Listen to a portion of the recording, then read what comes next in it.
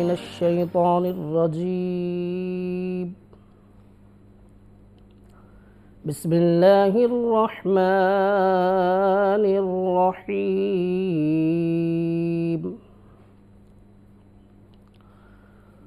هو الله الذي لا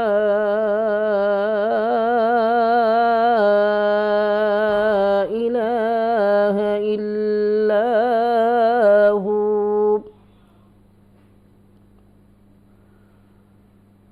عالم الغيب والشهادة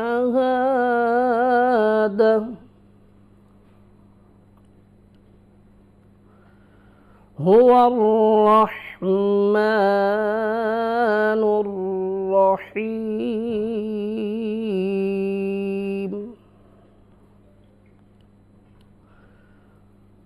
هو الله الذي لا إله إلا هو عالم الغيب والشهادة عالم الغيب والشهادة هو الرحمن الرحيم. هو الله الذي لا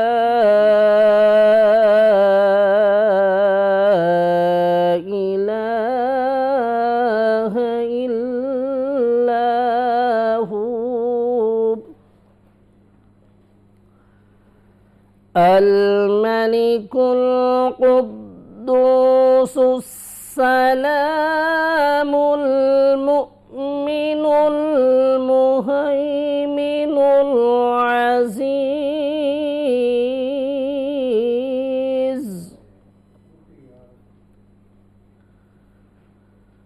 المؤمن المهيمن العزيز الجبار المتكبر سبحان الله عما يشركون.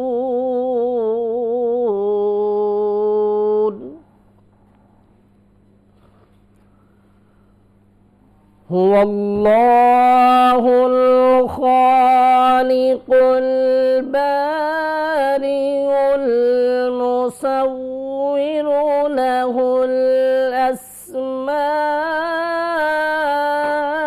الأسماء الحسنى يسبح له ما في السماوات والأرض يسبح له ما في السماوات والأرض وهو العزيز الحكيم.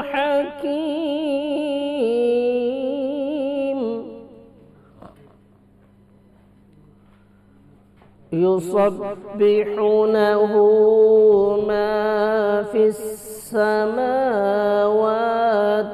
والأرض وهو العزيز الحكيم.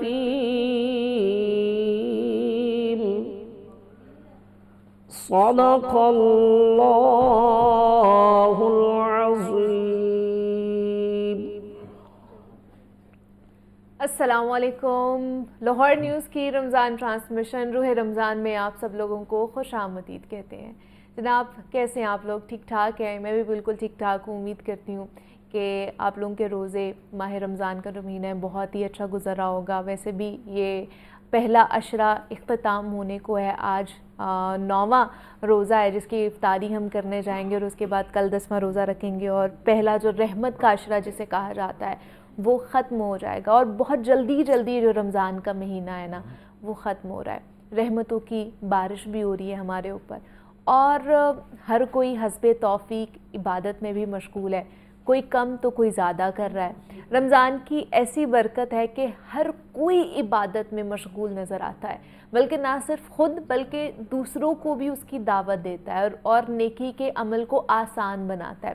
یہی ہمارے معاشرے کی خوبی ہے کہ ہم اجتماعی سوچ رکھتے ہیں، ہم دوسروں کی فکر بھی کرتے ہیں۔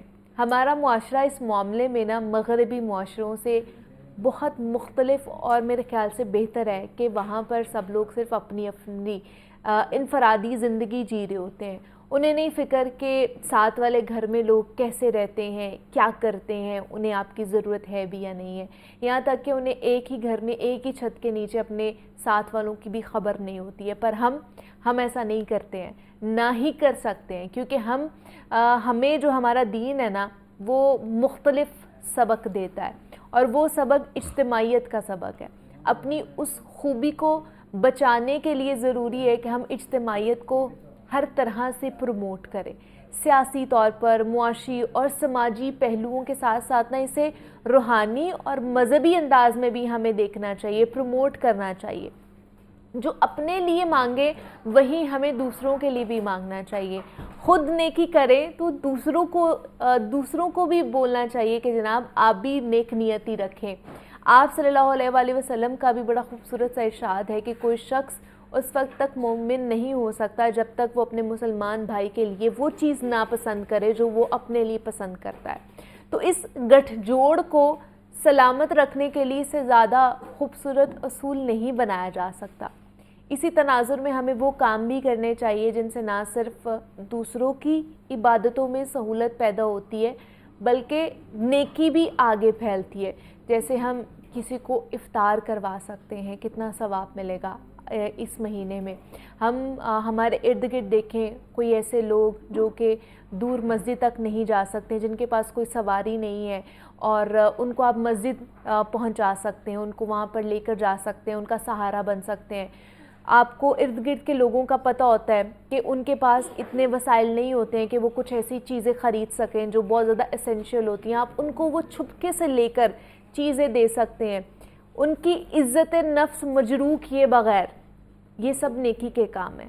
اور اسی طرح ہم مسجد میں ایک وقت کا کھانا دے سکتے ہیں، کسی کے لیے بازار سے سستے داموں کچھ خرید سکتے ہیں، کسی کو اچھے الفاظ میں دعا ہی دے دینا، یہ بھی نیکی میں آ جاتا ہے، یہ بھی اچھے کہہ لے کہ کام میں آ جاتا ہے، جس کا اجر آپ کو 700 سے 700 گنا تک اس رمضان میں، ہر رمضان میں آپ کو ملتا ہے۔ تو اگر ہم خود ایک دوسرے کے لیے سہولتیں پیدا کریں گے نا تو ہمیں بھی وہی واپس ملے گا۔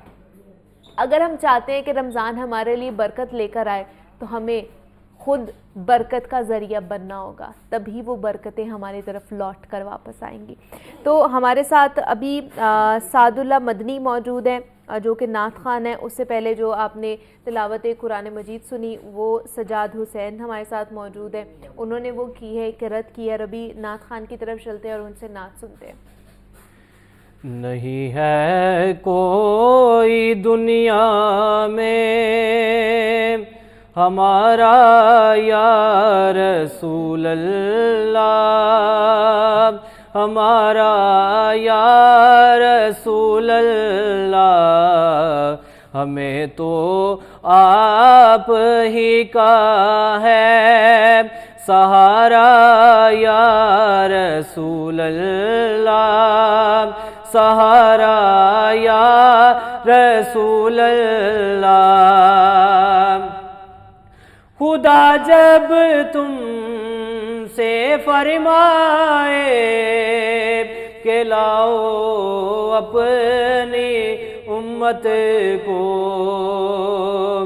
خدا جب تم سے فرمائے کہ لاؤ اپنی امت کو، ہماری طرف کر دینا اشارہ یا رسول اللہ، اشارہ یا رسول اللہ، ہمیں تو آپ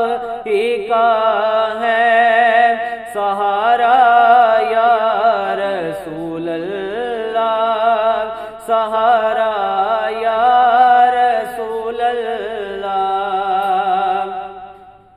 تڑپتا ہے یہ دل میرا، ترستی ہیں میری آنکھیں، تڑپتا ہے یہ دل میرا، ترستی ہیں میری آنکھیں۔ یا رسول اللہ،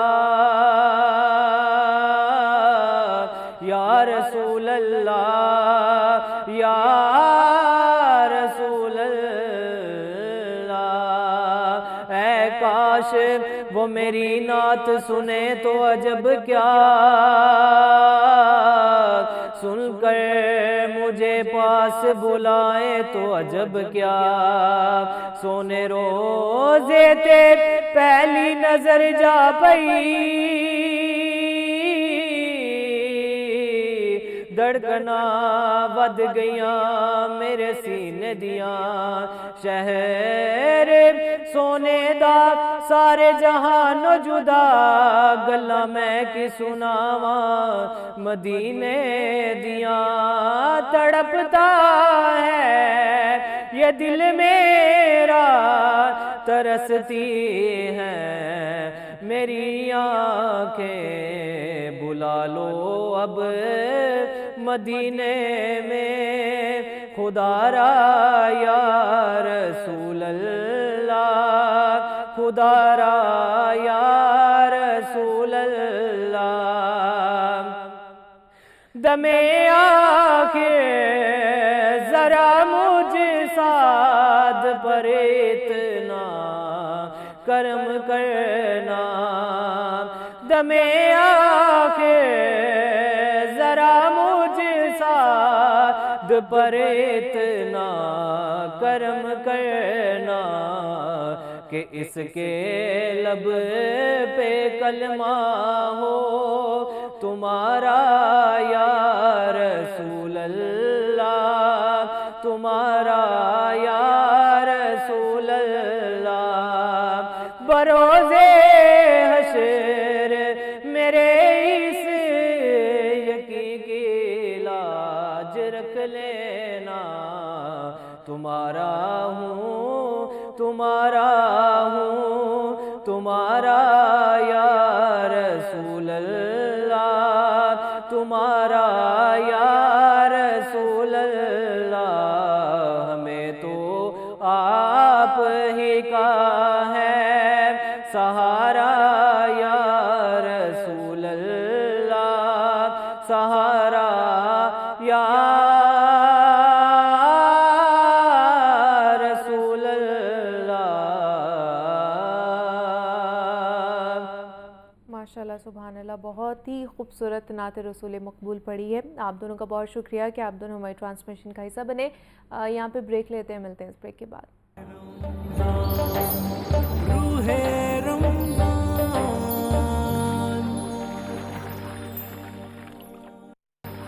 روح رمضان کی ٹرانسمیشن میں ایک مرتبہ پھر سے آپ سب لوگوں کو خوش آمدید کہتے ہیں۔ جناب آج ہم نے بات کرنی ہے کچھ ماؤں کے حوالے سے، اور صحت مند ماں سے نا صحت مند گھرانہ پروان چڑھتا ہے، اور جو صحت مند معاشرے کی بنیاد بھی بنتا ہے۔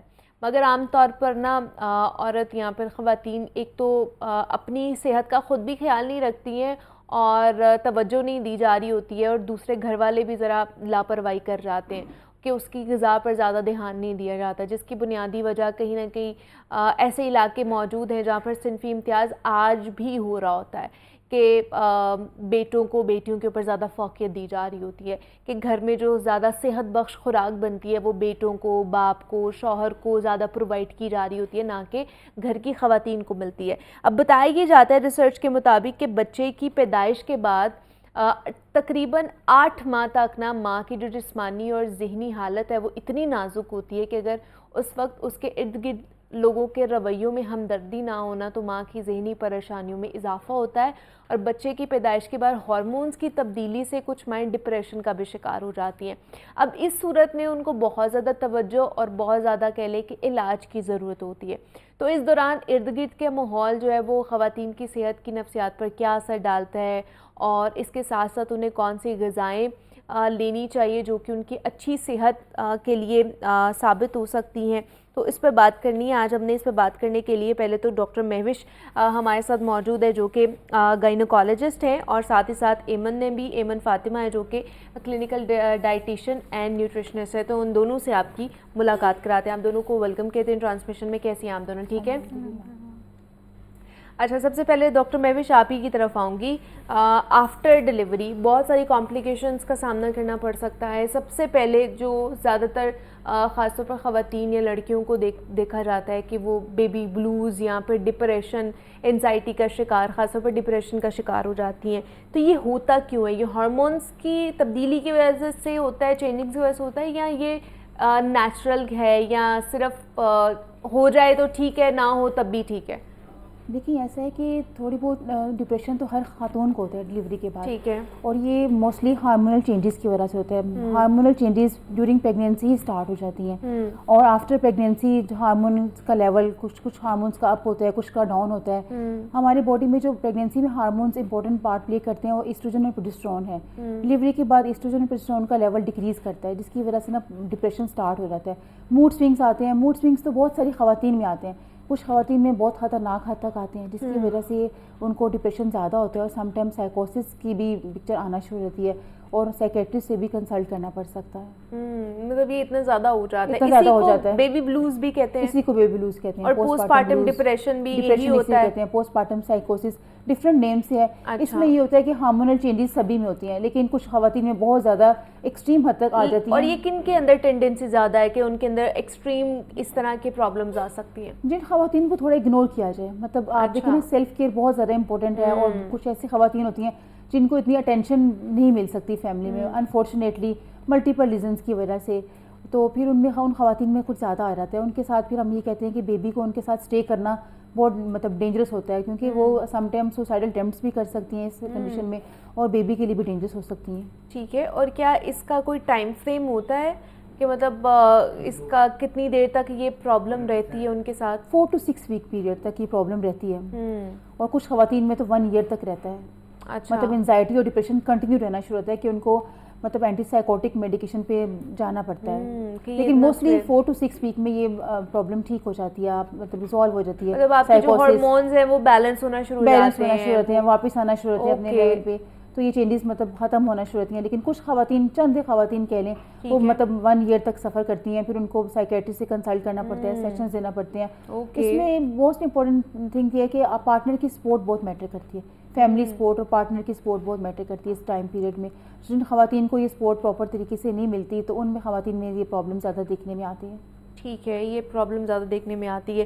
تو ایمن, آپ اس کے حوالے سے کیا کہیں گی کہ یہ ایک بڑا امپورٹنٹ ٹاپک بھی ہے, اور ساری خواتین کہیں نہ کہیں اس چیز سے گزر رہی ہوتی ہیں کہ after pregnancy, after delivery, after birth یہ پرابلم آتا ہے کہ آپ کو ڈپریشن کا شکار ہونا پڑتا ہے. تو اس میں ہماری چلے ایک ایکسٹرنل فیکٹرز تو ہیں, لیکن یہ جو ڈائٹ کے حوالے سے کتنا امپورٹنٹ چیز ہے, اس کا بھی امپیکٹ آتا ہے کہ ڈائٹ آپ وہ نہیں لے رہے ہوتے ہیں ان پریگنینسی یا اس سے پہلے, اور اس کے بعد جب ہارمونس چینج ہوتے ہیں تو آپ کا سڈن جو ہے نا وہ ڈفرینٹ ہو جاتی ہیں چیزیں.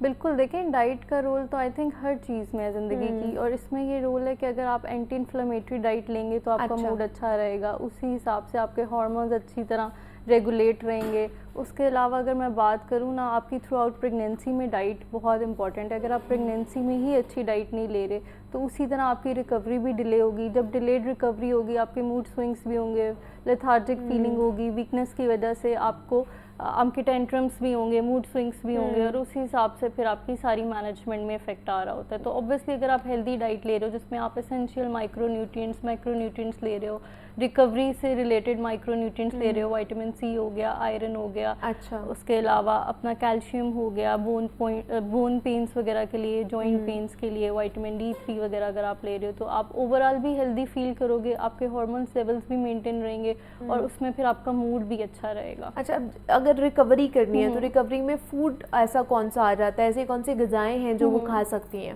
اچھا, اگر تو ہم پوسٹ ڈلیوری کی بات کریں نا تو سب سے زیادہ امپورٹنٹ تو ہائی پروٹین ڈائٹ ہے. اچھا, اپنا پروٹین اچھا رکھیں ڈائٹ میں, کیونکہ ظاہر ہے ٹیشو ویکنیس کی وجہ سے, ٹیشو انجریز کی وجہ سے اگر آپ پروٹین ہی اچھا نہیں لیں گے تو ریکوری بہت سلو ڈاؤن ہو جائے گی. انیشیلی وائٹامن کے بہت امپورٹنٹ ہے بلڈ کلوٹنگ وغیرہ کے لیے اور ریکوری کے لیے. کلوٹ بنے گا, وونڈ ہیل ہوگا تو اس کے حساب سے فردر ہیلنگ کنٹینیو ہوگی. اس میں پھر آپ کا وائٹامن D3 ہو گیا, کیلشیم ہو گیا, آئرن ہو گیا, آئرن کی ایبزارپشن کے لیے وائٹامن C ہو گیا. جو آپ کا مین جو چیزیں آپ کی افیکٹ ہو رہی ہوتی ہیں نا پریگنینسی میں بیسکلی, اس کی ریکوری کو ہم مینٹین کر رہے ہوتے ہیں ڈائٹ سے. جس طرح آپ کا بلڈ لاس ہے تو آپ آئرن اور وائٹامن C لیں. پھر آپ کی بون پینز ہیں, اوبیسلی بونز کی ریکوری کے لیے بھی وائٹامن D3 اور کیلشیم, فاسفورس وغیرہ لینا چاہیے, وائٹامن کے. تو یہ ساری چیزیں ہمیں نیچرل ڈائٹ میں سے مل جاتی ہیں؟ بالکل مل جاتی ہیں. اگر تو آپ ڈیفیشینٹ نہیں رہے تھرو آؤٹ دا پریگنینسی تو آپ ایک نیچرل ڈائٹ پلان سے ہی اس چیز کو ایڈجسٹ کر سکتے ہو اگر آپ ہر فوڈ گروپس میں سے لے رہے ہو. لیکن اگر آپ کو تھرو آؤٹ پریگنینسی میں ہی کچھ ڈیفیشنسیز رہی ہیں تو پھر ہمیں تھوڑا سا سپلیمنٹیشن سپورٹ دینا پڑتا ہے. سپلیمنٹیشن سپورٹ دینا پڑتا ہے. اب جیسے آپ نے آئرن ڈیفیشنسی کی بات کی, وہ ہمیں میٹ سے یا پروٹین سے مل جاتا ہے, اس طرح کی چیزوں سے آئرن بھی ہمیں مل جاتا ہے. تو اب جیسے وائٹامن کے کی آپ بات کر رہی ہیں اور بھی چیزیں ہیں, تو وہ کن کن فوڈ گروپ سے ہمیں مل سکتی ہیں؟ ایک تو میں یہ کہتی ہوں کہ ہر فوڈ گروپ سے اپنا انٹیک رکھیں. اچھا ٹھیک ہے. اس کے علاوہ گرین لیفی, اب کچھ آئرن کی جو ڈیفیشنسیز موسٹلی پیشنٹس میں آ رہی ہوتی ہے, فیمیلز میں ان کا میٹ کا انٹیک اتنا اچھا نہیں ہوتا. بالکل, they don't like eating mutton اور بیف وغیرہ. تو اس میں کہتی ہوں ویجیٹیبل سورسز سے بھی اس کو کور اپ کر سکتے ہو. آپ اسپینچ وغیرہ کا انٹیک کرو, آپ بیٹ روٹ کا انٹیک کرو, آپ ریڈ پومیگرینٹ کا انٹیک کرو. Juices, fruit juices without added sugar, آپ پریگنینسیز میں ABC جوس جس کو ہم کہتے ہیں, اس میں آپ سارا ایپل, بیٹ روٹ اور اس کے علاوہ کیرٹ وغیرہ ایڈ کر کے, تھوڑا سا لیمن سکویز کر کے, تاکہ اس کی ایبزارپشن بھی اچھی ہو, تو وہ انٹیک کر سکتے ہو آپ پریگنینسی میں اینڈ آفٹر ڈلیوری بھی. وہ بھی آپ کر سکتے ہو. اچھا ڈاکٹر مہوش, کامن چیزیں کیا ہیں خاص طور پر جو ہم پریگنینسی کے دوران جو نہیں کر رہے ہوتے ہیں, جس کی وجہ سے یہ ساری ڈپریشن یا پھر ان کی اتنی بری حالت ہو جاتی ہے خواتین کی آفٹر برتھ کہ خدا نہ خواستہ انہیں پھر آپ کو پتہ ہے کہ خون کی بوتلیں بھی لگ رہی ہوتی ہیں, اتنا وہ زیادہ ان کا لاس ہو جاتا ہے, کہ کیا ایسی کامن پریکٹسز ہیں یا کامن کازز ہیں جس کی وجہ سے یہاں تک پہنچ جاتی ہیں خواتین؟ دیکھیے ہمارا نا sedentary life style, healthy life style نہیں ہے ہمارا. بہت ساری خواتین ہمارے پاس OPD میں آتی ہیں اور کہتی ہیں کہ ہمیں ریسٹ لکھ دیں.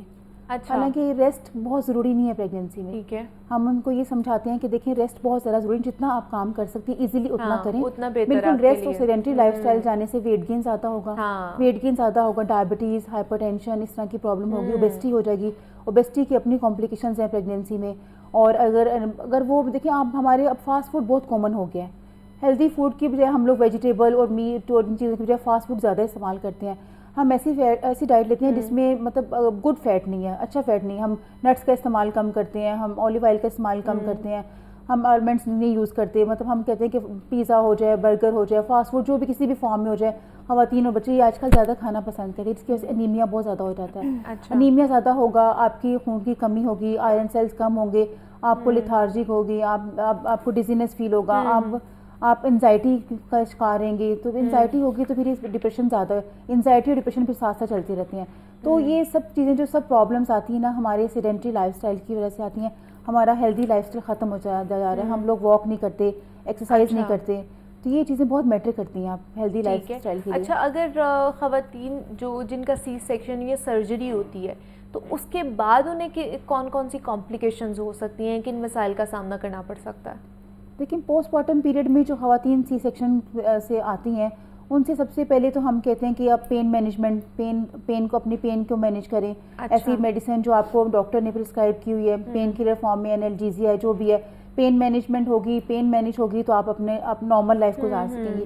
دوسرا وونڈ کیئر, اپنی پرسنل ہائیجین کا خیال رکھیں. اگر آپ کا وونڈ ہے, سیزیرین اسکار ہے, وونڈ ہے, اس کی مطلب ہائیجین کا بہت زیادہ خیال رکھیں. اس کے لیے آپ اچھی ڈائٹ بھی لیں, اپنے آپ کو نہانا دھونا بھی کریں, بات لیں.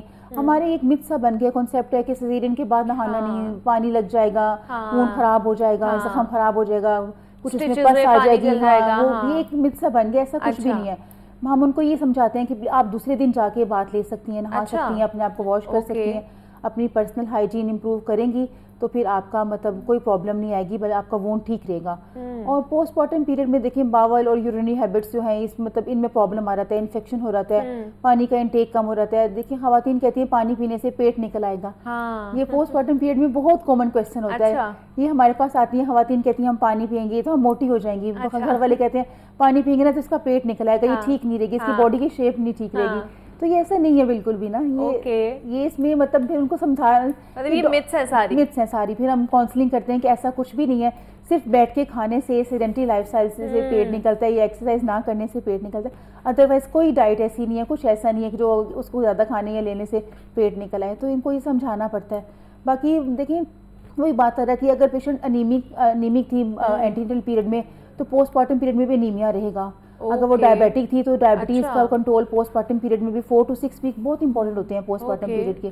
اس میں باڈی میں بہت ساری چینجز جو آ رہی ہوتی ہیں وہ ریورس ہو رہی ہوتی ہیں اور نئی چینجز آ رہی ہوتی ہیں باڈی میں. تو وہ 4 to 6 ویک میں ہم ان سے کہتے ہیں کہ آپ کو ایک تو پارٹنر کی سپورٹ رہے, اس سے اپنی ہیلدی لائف اسٹائل رکھیں, اپنی ڈائٹ جو بھی آپ کو پرابلم ہے, جو میڈیکیشن آپ کو پرسکرائب کی گئی ہے وہ آپ ضرور لیں, اپنے ڈاکٹر سے کنسلٹ کریں. کسی بھی قسم کی پرابلم آتی ہے, کوئی ویجائنل ڈسچارج ہے, فیور ہو رہا ہے, کسی قسم کی پرابلم آتی ہے, وونڈ میں کوئی پرابلم ہے, پین زیادہ ہے, آپ کی کانسٹیپیشن ہو گیا یا یورینری پرابلمز آ رہی ہیں, تو پلیز اپنے ڈاکٹر سے ضرور کنسلٹ کریں اور فوراً کنسلٹ کریں کہ تاکہ کوئی نہ کوئی پرابلم فیس نہ کرنی پڑے. اور کوئی اگر کوئی پرابلم ہے بھی, کوئی انفیکشن ہے بھی, تو آپ کو اچھے طریقے سے کنٹرول ہو جائے.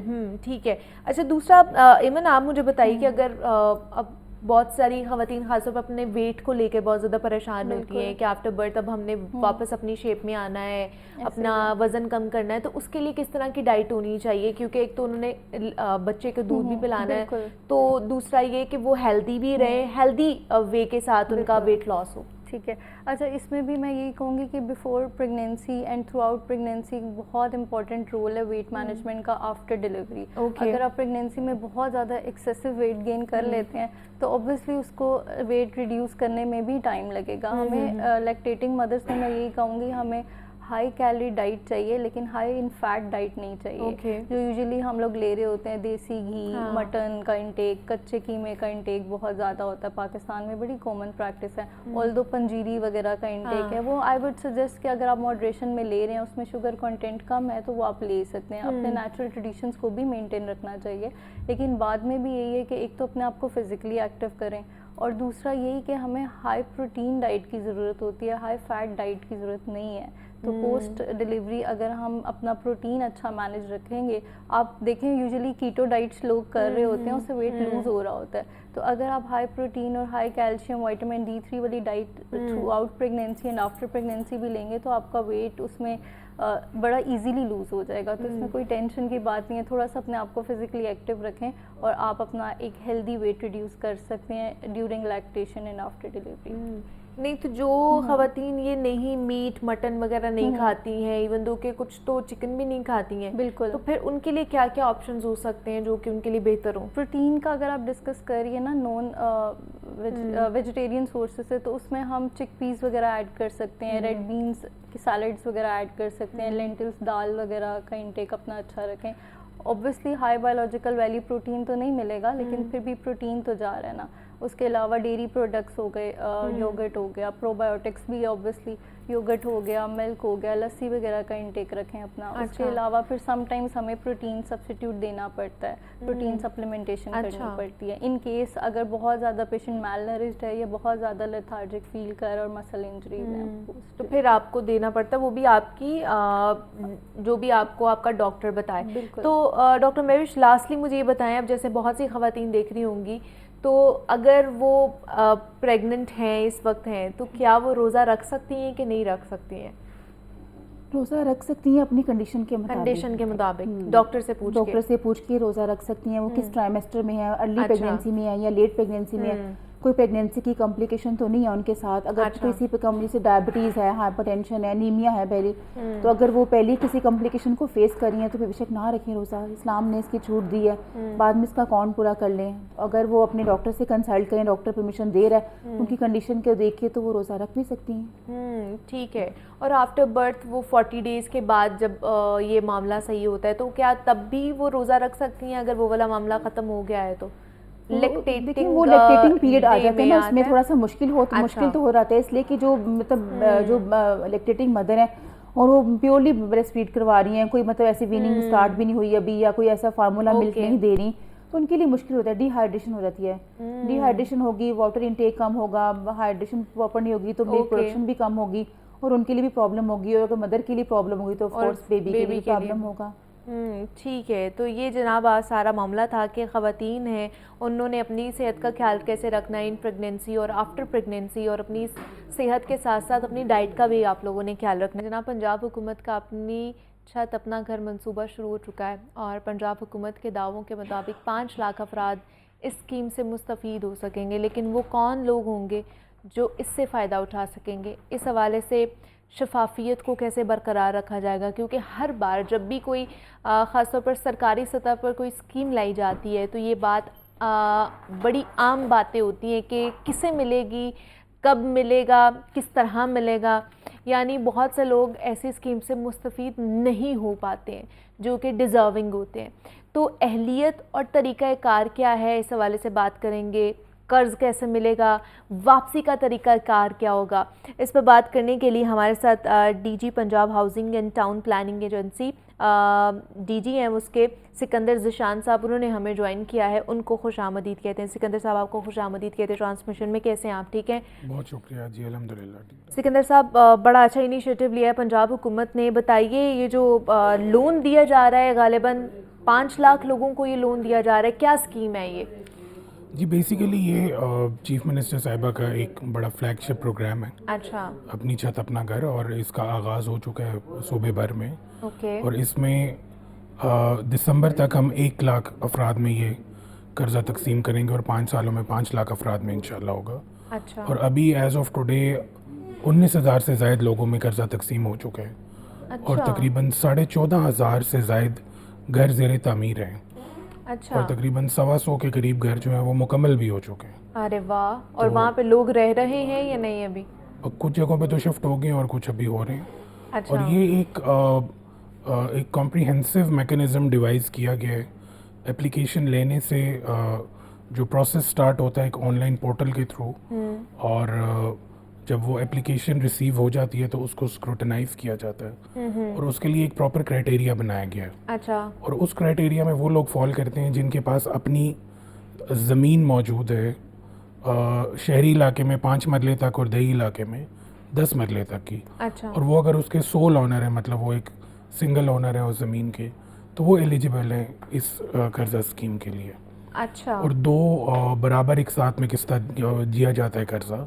अच्छा, जैसे कि 15 लाख की हमारी एक सीलिंग है कि 15 लाख तक कर्जा दिया जाएगा लोगों को, तो 7.5 लाख रुपए की एक इंस्टॉलमेंट, और फिर जब लेंटर डाल लिया जाता है तो उसके बाद दूसरी इंस्टॉलमेंट दी जाती है। मतलब मुझे जो समझ आई है कि अगर मेरे पास कोई ज़मीन है शहरी इलाके में 5 मरले की, सोल में उसकी कह लें कि ऑनरशिप में रखती हूँ, तो मुझे कर्जा मिलने की अहलियत है, मैं वो कर्जा अवेल कर सकती हूँ? बिल्कुल, ठीक है, इसी तरह बाकी लोग भी अवेल कर सकते हैं। एलिजिबिलिटी सिर्फ यही चाहिए हमें या इसके अलावा भी और चीज़ें हैं? पंजाब का रिहायशी हो, ठीक अच्छा, है, और क्रिमिनल रिकॉर्ड ना हो, या कोई डिफॉल्टर ना हो किसी MFI का, ठीक तो है, वो एक चूंकि क्रेडिट वर्दी फाइलर नॉन फाइलर का भी इसमें मामला है, वो ऑब्वियसली फाइलर होना तो जरूरी है। हाँ, और जो सबसे इम्पोर्टेंट चीज़ है कि जो वापसी है वो चूंकि इंटरेस्ट फ्री लोन है, इस पर किसी किस्म का इंटरेस्ट नहीं है, अच्छा, तो 14,000 रुपये की माहाना एक साथ जो है उसमें ये रिटर्न किया जाएगा कर्जा, और पहले 3 महीने किसी किस्म की किस्त जो है वो वाजिबुल अदा नहीं है।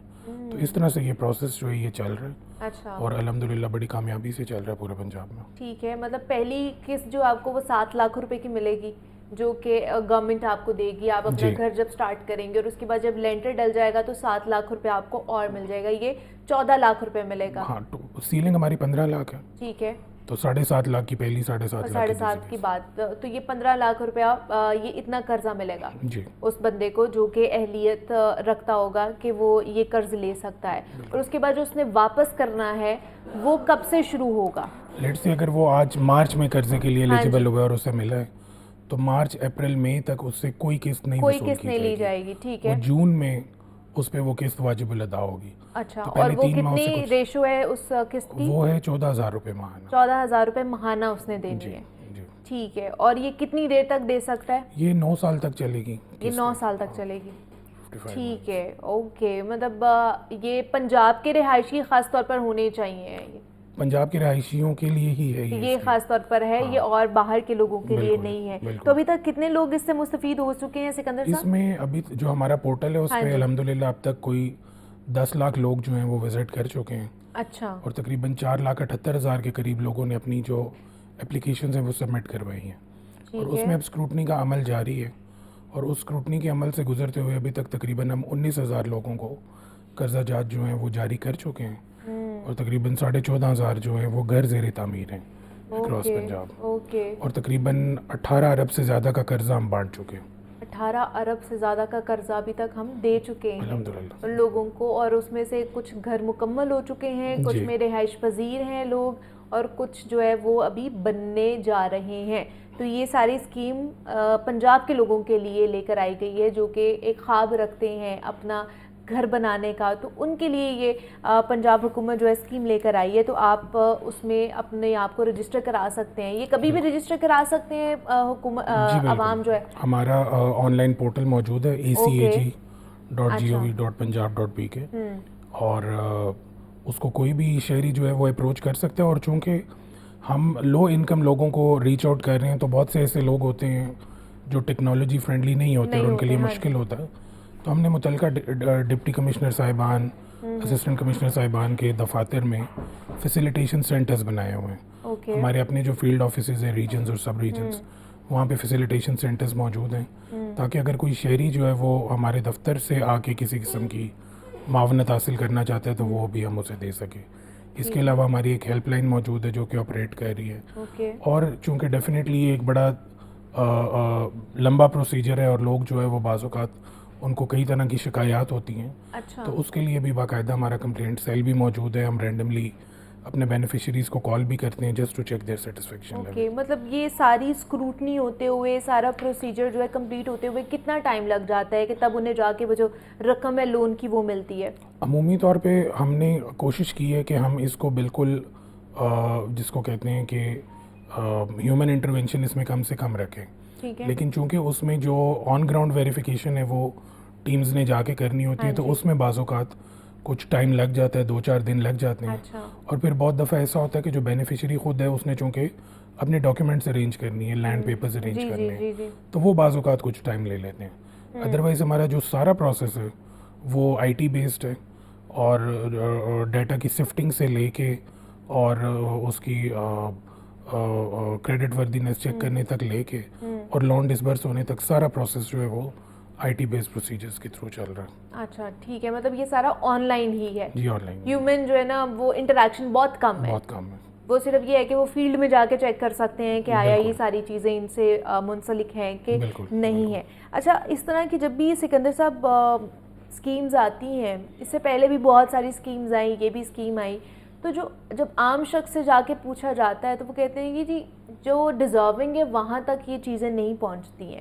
اوپر لوگ جو ان کو پتہ ہوتا ہے یا حکومت کے اندر ہی جو لوگ ہوتے ہیں وہی ان اسکیم سے مستفید ہو جاتے ہیں, عام آدمی کے لیے تو یہ ہوتی ہی نہیں ہے.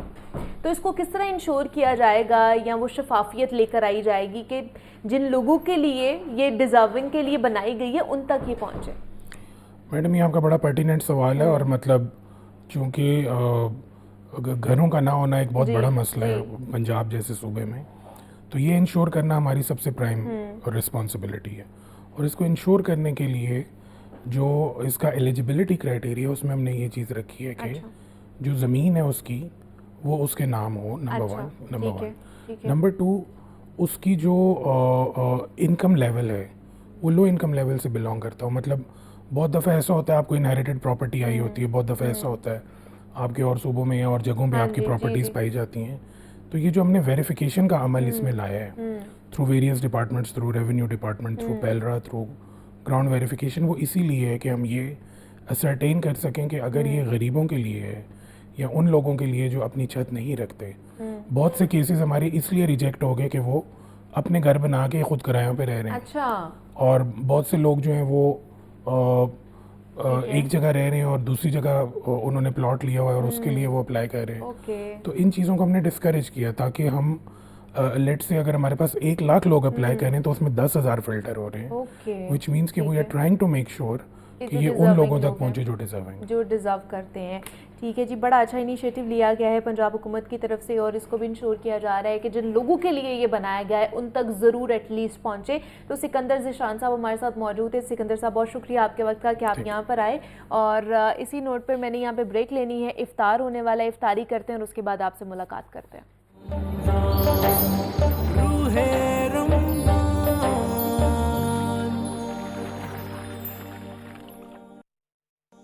روح رمضان کی ٹرانسمیشن میں آپ سب لوگوں کو خوش آمدید کہتے ہیں. جناب, اولاد اللہ تعالیٰ کی بیش بہا نعمت اور والدین کے لیے مستقبل کا قیمتی اثاثہ ہوتی ہے. یہی وجہ ہے کہ ان کے وجود کو دنیاوی زندگی میں زینت اور رونق سے تعبیر کیا جاتا ہے. لیکن یہ اولاد رونق و بہار اور زینت و کمال کا سبب اسی وقت بنتی ہے جب بچپن ہی سے ان کی تعلیم اور تربیت اور بہتر نشو و نما کا خیال رکھا جاتا ہے. ان کی دینی تربیت کے ساتھ ساتھ انہیں دنیاوی تربیت کو بھی ضروری سمجھا جائے, کیونکہ جس طرح والدین کے اولاد پر حقوق ہیں اسی طرح اولاد کے بھی والدین پر حقوق ہیں. جیسے اللہ تعالیٰ نے ہمیں والدین کے ساتھ نیکی کرنے کا حکم دیا ہے, ایسے ہی اس نے ہمیں اولاد کے ساتھ بھی احسان کرنے کا, احسن طریقے سے عمل کرنے کا بھی حکم دیا ہے.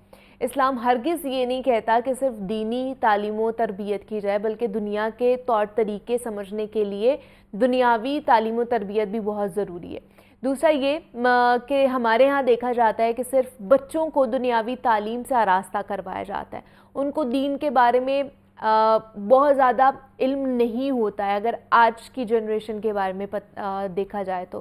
لہٰذا اولاد کی دین و دنیاوی تعلیم و تربیت دونوں ہی بہت ضروری ہے. اسی حوالے سے آج ہم نے بات کرنی ہے تربیت اولاد کے حوالے سے کہ اولاد کی تربیت کے تقاضے کیا ہیں اور قرآن و حدیث کی روشنی میں ہمیں کیا تعلیمات ملتی ہیں, حضور پاک صلی اللہ علیہ وآلہ وسلم نے کس طرح تربیت کی تھی. تو اس پہ بات کرنے کے لیے ہمارے ساتھ موجود ہیں ڈاکٹر پیر طارق شریف زادہ صاحب ہیں, معروف سیریس اسکالر ہیں, تو انہیں خوش آمدید کہتے ہیں اپنے روح رمضان کی ٹرانسمیشن میں. ڈاکٹر صاحب آپ کو خوش آمدید کہتے ہیں, کیسے ہیں آپ؟ ٹھیک ہیں الحمدللہ, اللہ کا احسان.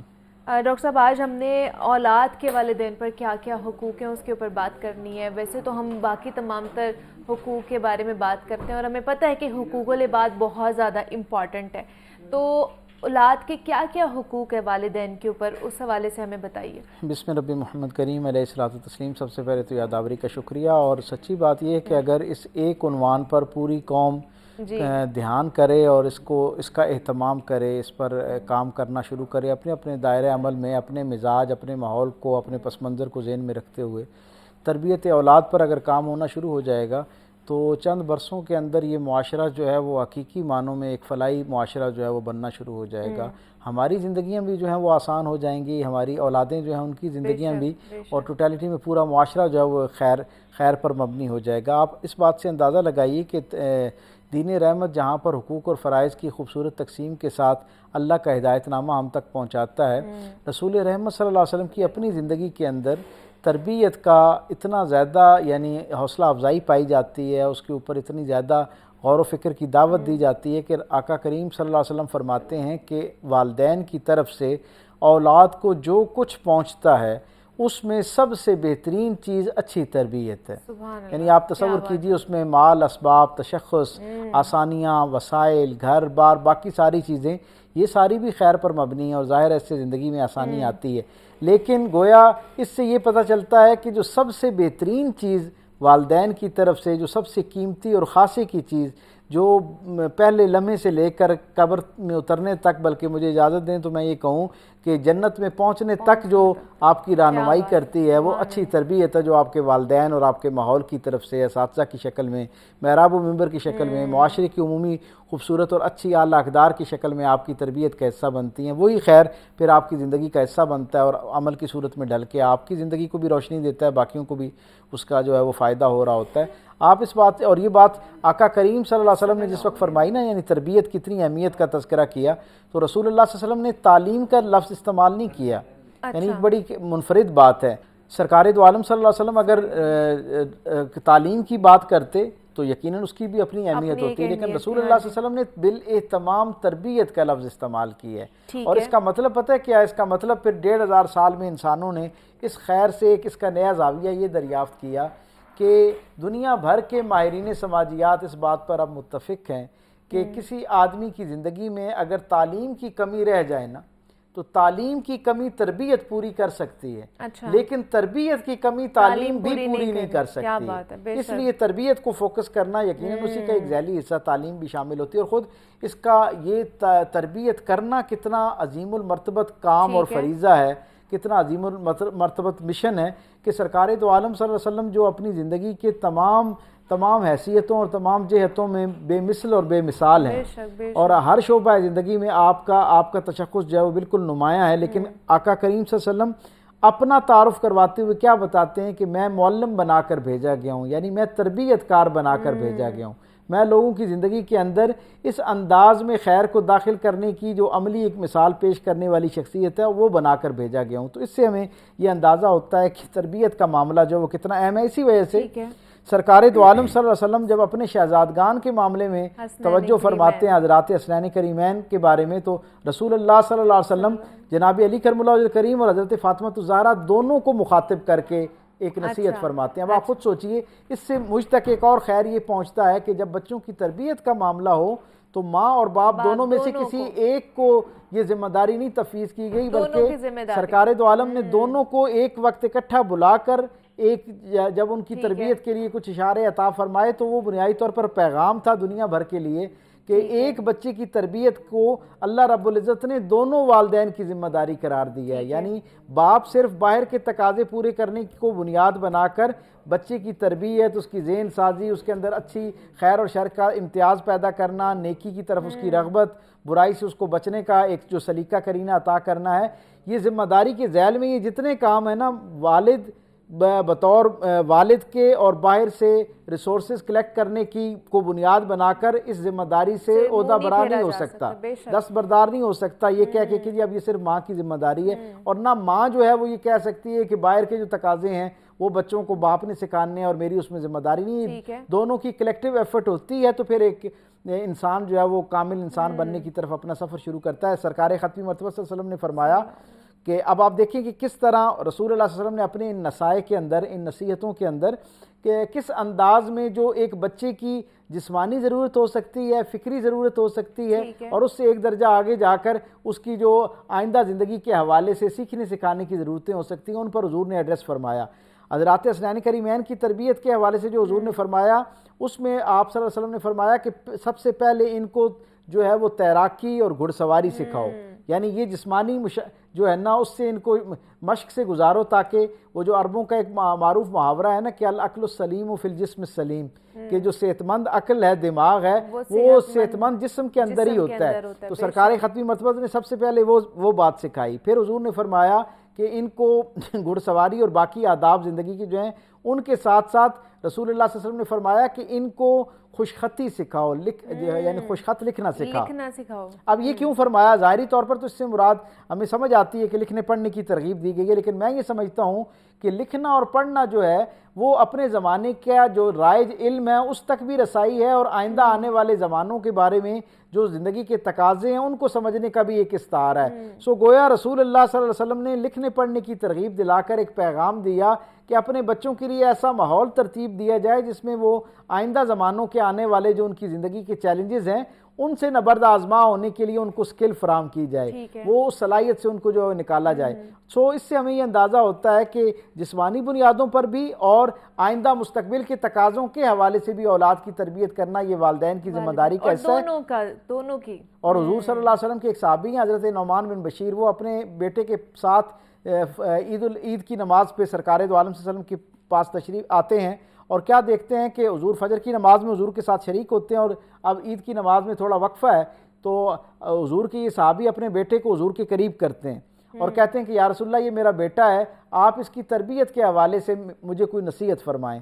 تو سرکار دو عالم صلی اللہ علیہ وسلم ان کو 3 نصیحتیں فرماتے ہیں۔ آپ کہتے ہیں کہ اسے میری محبت سکھاؤ، پھر فرمایا اس کو میری اہل بیت کی محبت سکھاؤ، اور پھر فرمایا اس کو قرآن کی محبت اس کے دل کے اندر اجاگر کرو۔ اب یہ ظاہری طور پر 3 نصائح ہیں اور ان کا عمومی طور پر دین کے ساتھ تعلق نظر آتا ہے، لیکن اگر آپ دیکھیں تو یہ تربیت کے 3 بہترین خزانے ہیں۔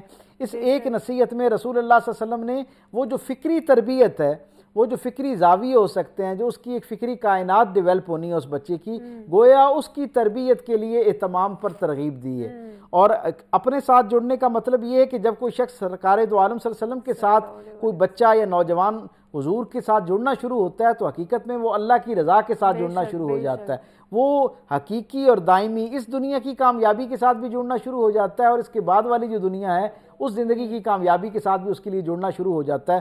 حضور کی آل پاک کے ساتھ محبت بھی حقیقت میں حضور کے ساتھ ہی محبت ہے، تو جب کوئی نوجوان کوئی بچہ ان کے ساتھ محبت کرنا شروع کرتا ہے تو سرکار ختمی مرتبت تک اس کا سفر آسان ہو جاتا ہے، اور پھر اس نسبت سے رسول اللہ صلی اللہ علیہ وسلم کی ساری نسبتوں کا احترام کرنا اس کے مزاج کا حصہ بننا شروع ہو جاتا ہے، اور پھر وہ رسول اللہ صلی اللہ علیہ وسلم کی زندگی میں وہ جو عظیم الشان خیر کا خزانہ ہے، جس میں آخرت کا خزانہ تو موجود ہے ہی ہے، اس زندگی کے تقاضے پورے کرنے کے حوالے سے بھی جو چیلنجز ہیں ان سب پہ رہنمائی اور ہدایت ملتی ہے۔ سو سرکار ختمی مرتبہ صلی اللہ علیہ وسلم نے تیسری جو بات فرمائی قرآن حکیم، تو قرآن حکیم ایک ایسی عظیم الشان لافانی ہدایت نامے پر مبنی کتاب ہے کہ جس میں ماضی کے احوال بھی موجود ہیں، حال کی بات بھی ہے، اور مستقبل کے جو انسانوں کے چیلنجز ہو سکتے ہیں، رہتی دنیا کے آخری آنے والے انسان تک کی زندگی کی جو چیلنجز ہیں ان پر بھی کیا رہنمائی ہے وہ اس کے اندر موجود ہے۔ تو گویا ایک تربیت اور رہنمائی کا مستقل پیکیج ہے جو والدین کی اولین ذمہ داری ہے۔ اور اگر آپ مجھ سے پوچھیں تو مجھے یہ کہنے کی اجازت دیجیے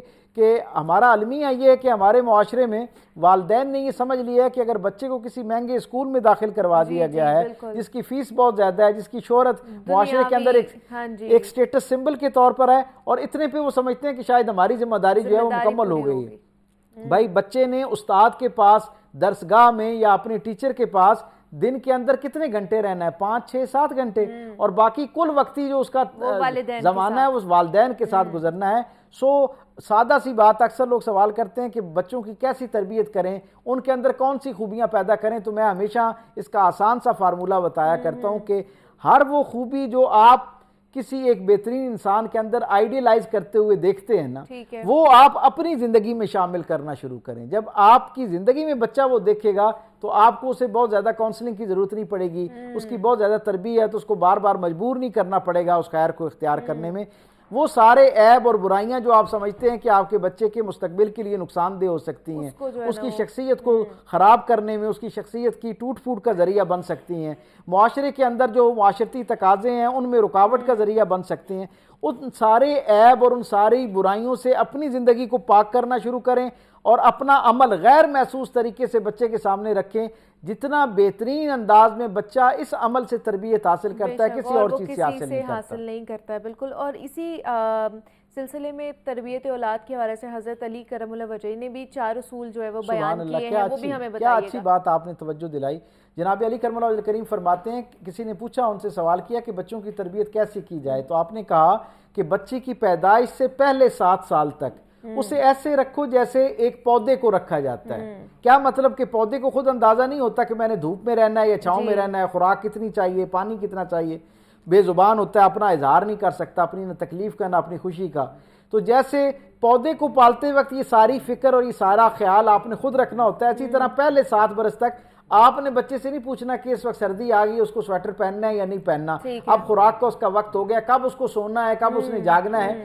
یہ سارے معاملات آپ نے اس بچے کی سطح پر خود اتر کر ذہنی طور پر وہاں اپنے آپ کو محسوس کرتے ہوئے اس کے تقاضے کو، اس کی ڈیمانڈ کو سمجھنا ہے اور وہ اس کی زندگی کے اندر شامل کرنا ہے۔ تو پہلے 7 برس پودے کی طرح اس کو رکھنا ہے۔ فرمایا 7 برس سے لے کے 14 برس تک کی جو 7 سال ہیں اس میں بچے کو ایسے رکھنا ہے جیسے غلام کو رکھتے ہیں۔ اب یہ بڑی منفرد بات تھی، مختلف بات تھی، تو ایک محبت کرنے والے نے کہا جناب علی کرم اللہ وجہ کریم سے کہ آپ تو خود انسانوں کی غلامی کے بڑے سخت خلاف ہیں اور اس پر ہمیشہ ہمیں وہ کرتے ہیں، تو بچے کو، تو آپ نے فرمایا کہ اس کا سبب یہ ہے کہ 7 برس سے 14 برس تک کا جو عرصہ ہے یہ انسان کی زندگی کا سب سے قیمتی عرصہ ہوتا ہے۔ آپ فرماتے ہیں اس کے اندر عادتیں بننا شروع ہوتی ہیں، یہ عادتیں آگے چل کے رویے بنتے ہیں اور ان رویوں سے مزاج بنتا ہے جو عملی طور پر پھر آپ کی فطرت کا حصہ بن جاتا ہے۔ اور فطرت کو تبدیل کرنا اتنا مشکل ہے کہ رسول رحمت صلی اللہ علیہ وسلم فرماتے ہیں کہ اگر کوئی شخص مجھے آ کے کہے کہ اودھ پہاڑ ایک مقام سے ہٹ گیا ہے, جہاں وہ موجود ہے وہاں سے ہٹا دیا گیا ہے, تو میں اس کو مان لوں گا.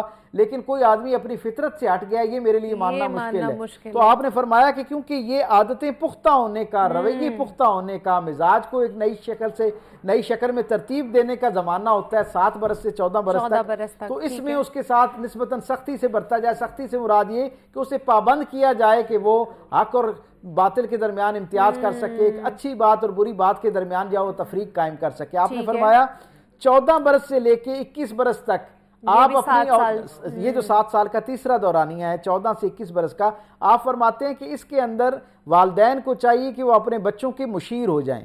مشیر کا مطلب یہ ہوتا ہے کہ اب ان پر کسی بات کو ٹھونسنا نہیں ہے. ٹھیک ہے, اب وہ فکری اس سطح پر آ گئے ہیں کہ کسی درجے پہ, اب ہر درجے پہ جہاں آپ دیکھیں کہ وہ کہیں غلط ہو رہا ہے, کہیں اس سے کوئی کمزور بات ہو رہی ہے, کوئی رویہ, کوئی عادت اس کی زندگی میں, اس کے مزاج میں کمزور داخل ہو رہا ہے, تو آپ نے اس کے ساتھ مشاورت کرنی ہے, اسے مشورہ دینا ہے. اور مشورے کا پھر دوبارہ وہی معاملہ کہ بہترین مشورہ وہ ہے جس کی تصدیق آپ کے عمل سے ہو رہی ہوتی ہے. تو آپ جب مشورے کے طور پر اس کے ساتھ رہیں گے, مشاورت کی شکل میں رہیں گے ایک مشیر کے طور پہ, تو اس کے لیے زندگی کو یعنی خوبیوں سے آراستہ کرنا آسان ہو جائے گا. اور یہ تربیت کا بہترین تیسرا فیز ہے. آپ نے فرمایا کہ 21 برس سے لے کے قبر کے دہانے تک اپنے بچے کے دوست بن جاؤ. تو سامنے بیٹھے ہوئے لوگوں نے پوچھا کہ مشیر جو ہوتا ہے وہ بھی ایک طرح کا دوست ہوتا ہے, اور دوست بھی مشیر ہوتا ہے. آپ نے کہا عمومی طور پر ایسا ہے, لیکن حقیقت میں ایسا نہیں ہے. کہا مشیر کا فرض منصبی ہوتا ہے کہ جب وہ غلط ہوتا دیکھے مشورہ دے. ٹھیک ہے. دوست اس وقت مشورہ دیتا ہے جب اس سے مشورہ طلب کیا جاتا ہے. آپ یہ کہتے ہیں اگر 21 برس تک کوئی بچہ مسلسل آپ کی زیر تربیت رہا اور وہ خیر اور شر میں امتیاز نہیں کر سکا, اور آپ کی آنکھ کا اشارہ نہیں سمجھ رہا, آپ کی ترجیحات کو نہیں سمجھ پا رہا, معاشرے کے تقاضے, ایک کامیاب زندگی کے جو آگے تقاضے ہو سکتے ہیں ان کو نہیں سمجھ پا رہا نا, تو اب صرف عملی تجربہ اور ٹھوکر جو ہے وہ, یا دعا جو ہے کسی کی, وہ اس کی روش کو تبدیل کر سکتی ہے. اس لیے تبدیل نہیں ہو سکتی. اب آپ نے اس کو بطور دوست ٹریٹ کرنا ہے کہ جب وہ مشورہ درکار ہو اسے, اور وہ دنیا میں تصور کرے کہ مجھے اس پر کسی سے رہنمائی لینی ہے, تو آپ نے 21 برس اتنی خیر و خوبی کے ساتھ, مکمل توجہ اور دیانتداری کے ساتھ, حسن سلوک کے ساتھ اس کے ساتھ گزارے ہوں کہ اس کی ترجیحات میں پہلی چوائس جو ہو مشورہ کرنے کے لیے وہ آپ کی شخصیت ہو, اور وہ آپ کو بطور دوست اپنا مشیر سمجھے, اپنا خیر خواہ سمجھے, اور آپ سے اپنی زندگی کے آئندہ کے جو تقاضے ہیں ان کے اوپر سوال کرے اور آپ سے رہنمائی لے, رائے لے. بات ہے, بہت ہی سنہری اصول ہے, بہت اہم اصول ہے جو کہ حضرت علی کرم اللہ وجہ نے ہمیں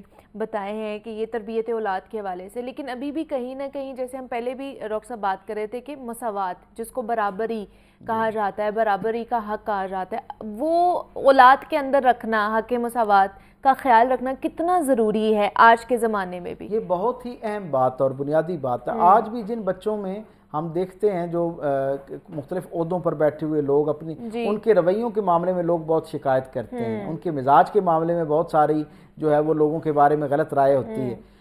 جب ہم اس کے پس منظر میں جاتے ہیں تو ہمیں پتہ چلتا ہے کہ ظاہری طور پر تعلیم بھی اچھی ہے, گھرانہ بھی اچھا ہے, وسائل بھی اچھے ہیں, تربیت کا یقیناً والدین نے خیرخواہی کے جذبے سے اہتمام کیا ہوگا, لیکن پتہ چلتا ہے کہ وہ ایک بنیادی کمزوری رہ گئی اس تربیت کے اندر. وہ کیا تھی؟ وہ جو اولاد کے اندر ایک مساوات کا تصور تھا.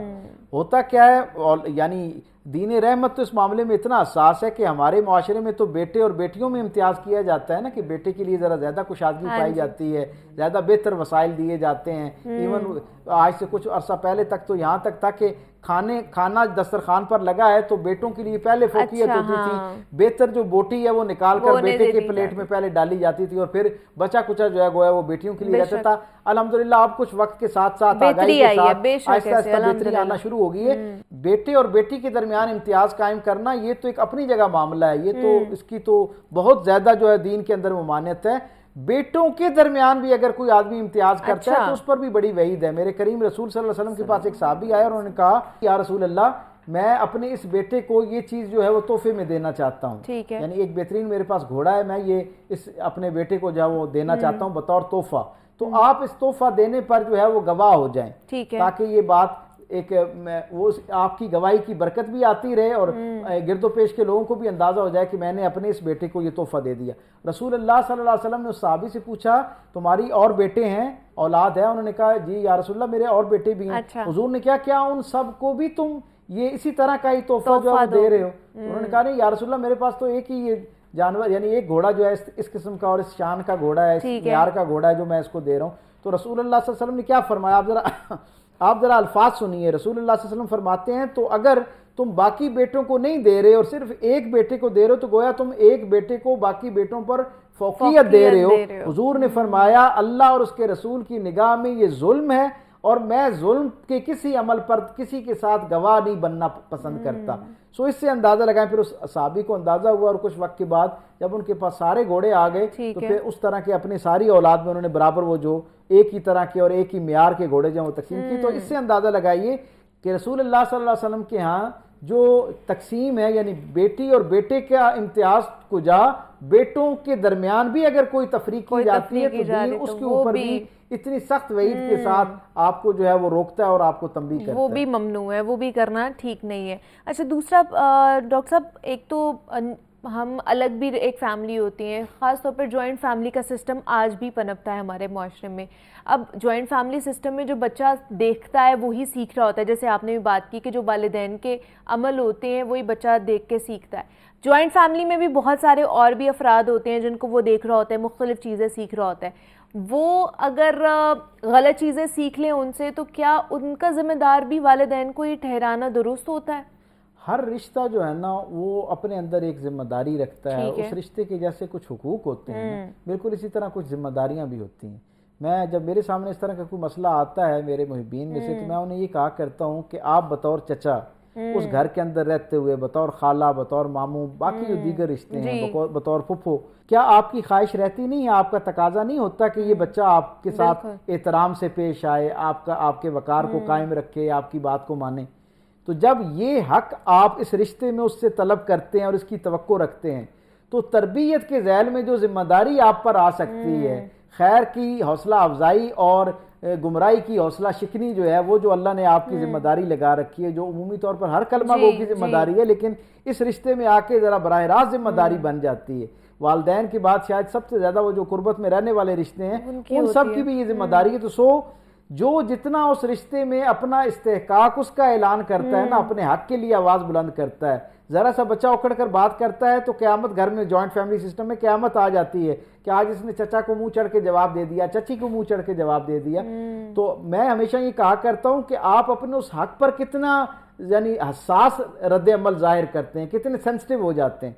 जिम्मेदारी उठाते वक्त उस खैर में जो उसके वालिदैन की तरफ से यानी जो अल्लाह रब्बुल इज़्ज़त की तरफ से उनके वालिदैन पर वो जो जिम्मेदारी है, अदब के नाम पर, एहतराम के नाम पर जो वालिदैन का अदब है उसमें से आप अपना हिस्सा वसूल करना चाहते हैं कि मैं चचा हूँ, बाप जैसा हूँ, मेरा भी एहतराम होना चाहिए। तरबियत के हवाले से आप अपनी जिम्मेदारी क्यों नहीं पूरी करते? हर आदमी जो जिस दर्जे पे जिस रिश्ते के अंदर इस्तेहकाक रखता है वहीं पर उस पर कुछ जिम्मेदारियां भी आती हैं। इसके बावजूद कि ये सारे जुज़वन अपने अपने अंदाज में जिम्मेदारी के मुकल्लफ है, उनसे इस पर सवाल किया जाएगा, लेकिन बार तौर बराह रास्त जिम्मेदारी वालिदैन की है और उन्हें अपने बच्चों की जिम्मेदारी के हवाले से अल्लाह के सामने जवाबदेह होना है। इसलिए ये जो अक्सर कहा जाता है ना कि ये जो हमारी औलाद है ये भी हमारे वालिदैन की तरह हमारी जन्नत भी हो सकते हैं और हमारी दोज़ख भी हो सकते हैं। चाहे तो इनकी अच्छी तरबियत करके इनको अपने लिए और अपने सारे अहल व अयाल के लिए, ख़ानदान के लिए सदका जारिया बना के जन्नत का एक ज़रिया बना लें, और चाहे तो इनकी तरबियत ख़राब करके मुआशरे के लिए एक जो है ना वबाल पैदा कर दें और हमेशा के लिए बददुआओं का एक सिलसिला अपने लिए खोल लें। तो ये बड़ा इम्पॉर्टेंट है कि आप तरबियत औलाद के ऊपर कितना अपना वक्त देते हैं और कितने फोकस के साथ जो ये अपनी एक ज़िम्मेदारी जो है निभा रहे हैं। तो ये आज का हमारा सेगमेंट था जो डॉक्टर पीर तारिक शरीफजादा साहब के साथ हमने किया है हमारी ट्रांसमिशन का। डॉक्टर साहब बहुत शुक्रिया आपके वक्त का कि आप यहाँ पर आए और रूह रमज़ान हमारी ट्रांसमिशन जो कि रमज़ान की ख़ुसूसी ट्रांसमिशन है उसका हिस्सा बने, और आप लोगों का भी बेहद शुक्रिया कि आप रोज़ाना हमारे साथ मौजूद रहते हैं। आज के लिए मुझे इजाज़त दीजिए।